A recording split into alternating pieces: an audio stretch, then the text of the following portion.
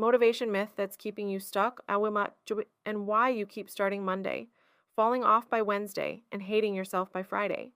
That magical feeling you're waiting for, the one that's supposed to make everything click, here's what's fascinating: it's never coming, and the people crushing their goals already know this secret. Look, I get it. You've been told that motivation is the key to success, that you just need to find your why or watch enough inspirational videos to finally become the person you want to be. But here's what the research actually shows: motivation is one of the most unreliable strategies for creating lasting change.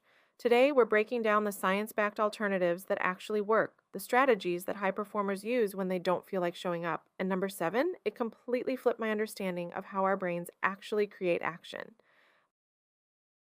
Let's start with the brutal truth about why motivation fails you every single time. Here's what's fascinating. Milkman's research at Wharton shows that people who rely on motivation-based strategies for behavior change have dramatically higher failure rates within the first 3 months, compared to those using systematic approaches. You know that feeling when your alarm goes off and your brain starts negotiating? Just 5 more minutes. That's not weakness talking. That's biology. Your brain is literally wired to prioritize immediate comfort over long-term goals. Multiple brain regions are fighting it out in there, and comfort usually wins. But here's where it gets really interesting. Behavioral psychology shows that taking action often generates motivation, not the other way around. So stop waiting for motivation to show up, because successful people do something completely different. They build what researchers call implementation intentions, and the results are pretty incredible.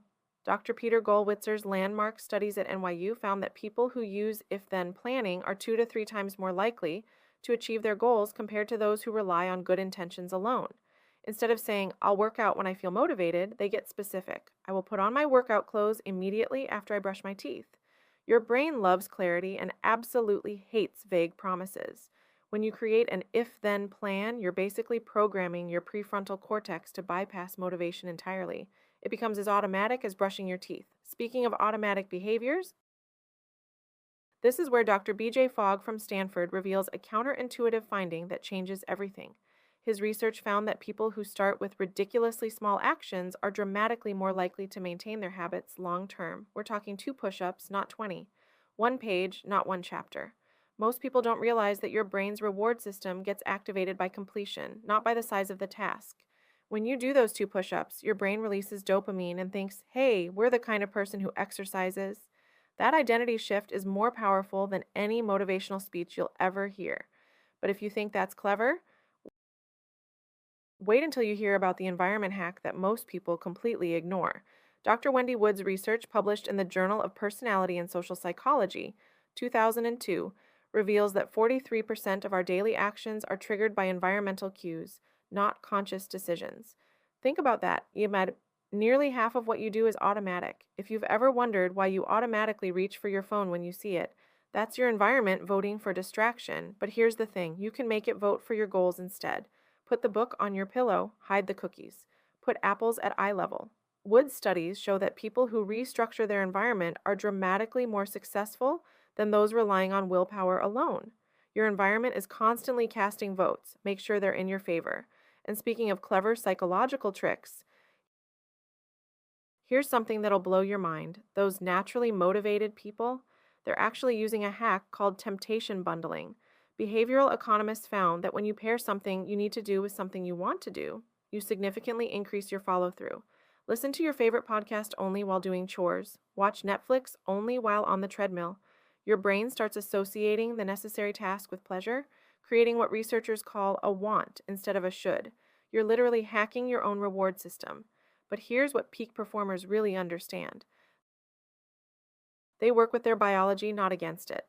Dr. Peretz-Levy's research on ultradian rhythms found that our bodies naturally cycle through 90 120-minute periods of high and low energy throughout the day. His studies at the Technion Sleep Medicine Center showed that people who align cognitively demanding tasks with their natural peaks perform 40% better than those who fight their biology. Instead of trying to be on all the time, successful people identify their natural energy peaks and schedule important work during these windows. Studies consistently show that people who align tasks with their biological rhythms experience significantly higher productivity and way less mental fatigue. Stop trying to force motivation. Start working with your biology. But this next one, this completely changed my perspective. Here's the game changer: identity-based habits. Research by Dr. Kimberly Milkman and colleagues published in the Journal of Consumer Research found that people who focus on identity change, I am a runner, are 31% more likely to stick with their habits than those focusing on outcomes alone. I want to run a marathon. Instead of I want to lose weight, you say I am someone who takes care of their body. Instead of I want to write a book, you say I am a writer. Every time you show up, even for 5 minutes, you're casting a vote for this new identity. Your brain starts to believe it, then your actions naturally align. It's not about becoming motivated to be a runner, it's about becoming someone who runs. And here's a counterintuitive finding that changes everything. Research from the University of Chicago found that people who planned for failure were 58% more successful than those who didn't. They call it implementation planning for obstacles.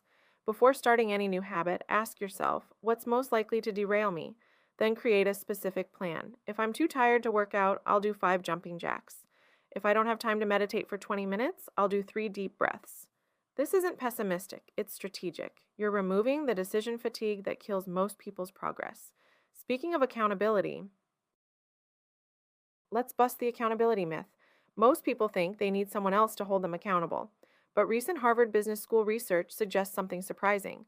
Self-accountability systems were actually more effective than external accountability partners. People who use daily check-ins with themselves maintained their habits significantly longer than those relying on others. The key? A simple tracking system, even just marking an X on a calendar. Dr. Teresa Amabile's research shows that seeing visual evidence of your consistency triggers the same reward pathways as achieving major milestones. But here's the connection most people miss entirely. Stanford's Sleep Research Center found that people who prioritize sleep consistency were 89% more likely to maintain other positive habits. When you're sleep deprived, your prefrontal cortex, the decision-making part of your brain, literally goes offline. You lose the ability to choose long-term benefits over short-term comfort. The most successful habit builders treat sleep like a non-negotiable foundation, not a luxury. Same bedtime, same wake time, even on weekends. This isn't just about feeling rested, it's about keeping your brain's executive function online. And here's something that sounds too simple to work. The 2-minute rule. If a habit takes less than 2 minutes, do it now. A recent UCLA study found that people who applied this rule consistently for 30 days saw significant improvements in overall productivity and life satisfaction. The magic isn't in the 2 minutes. It's in building the neural pathway of immediate action. When you stop negotiating with yourself about small tasks, you train your brain to trust that you'll follow through on bigger commitments too. But here's the biggest myth we need to destroy: that you need to feel good to do good work. University of Pennsylvania research tracked creative professionals for 6 months and found their best work often happened on days when they felt least motivated. Dr. Adam Grant calls this productive discomfort, the ability to take action despite not feeling like it. People who master this skill don't wait for inspiration. They show up consistently and let inspiration find them in the process. They understand that motivation is a result of action, not a prerequisite for it. So there you have it, 12 science-backed strategies that actually work when motivation fails you. The biggest takeaway? Stop waiting for the feeling and start building the systems. If number 7 about identity-based habits hit different for you, you're going to love our next video about neuroplasticity hacking, basically how to rewire your brain for automatic success. And if you found yourself nodding along to the sleep research in number 10, check out our deep dive on circadian rhythm optimization. Once you understand how your biology actually works, you'll never rely on motivation again. Which one of these strategies are you implementing first? Let me know in the comments below.